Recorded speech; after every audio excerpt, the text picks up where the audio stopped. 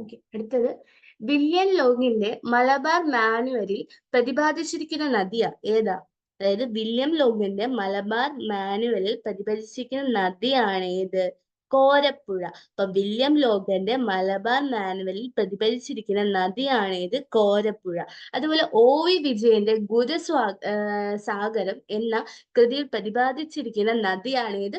തൂതപ്പുഴ. അപ്പൊ OV വിജയന്റെ ഗുരുസാഗരം എന്ന കൃതിയിൽ പ്രതിപാദിച്ചിരിക്കുന്ന നദിയാണ് തൂതപ്പുഴ. തൂതപ്പുഴയുടെ ഒറിജിൻ എവിടെയാ? Silent Valley. അപ്പൊ OV വിജയന്റെ ഗുരുസാഗരം എന്ന കൃതിയിലെ പ്രതിപാദിച്ചിരിക്കുന്ന നദിയാണ് തൂതപ്പുഴ. അതുപോലെ വില്യം ലോഗിന്റെ മലബാർ മാനുവലിൽ പ്രതിപാദിച്ചിരിക്കുന്ന നദിയാണ് കോരപ്പുഴ.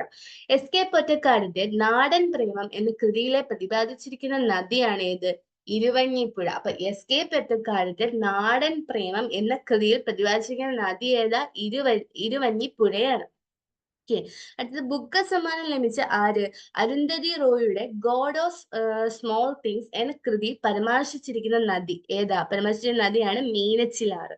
ഓക്കെ, അപ്പം അരുന്ധതി റോയിയുടെ ഗോഡ് ഓഫ് സ്മോൾ തിങ്സ് എന്ന കൃതിയിൽ പരാമർശിച്ചിരിക്കുന്നത് ഏത് നദീനെ പറ്റിയാ? മീനച്ചിലാറ്. ഓക്കെ, അപ്പം വില്യം ലോഗിന്റെ മലബാർ മാനുവലിൽ പ്രതിപാദിച്ചിരിക്കുന്ന നദിയാണ് കോരപ്പുഴ. അതുപോലെ OV വിജയന്റെ ഗുരുസാഗരം എന്ന കൃതിയിൽ പ്രതിപാദിച്ചിരിക്കുന്ന നദി ഏതാണ്? Thoothapuzha.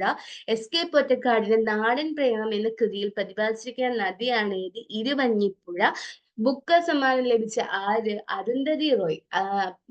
പുള്ളിക്കാരിയുടെ God of Small Things എന്ന കൃതിയിൽ പരാമർശിച്ചിരിക്കുന്ന നദിയാണ് മീനച്ചിലാറ്. ഓക്കെ.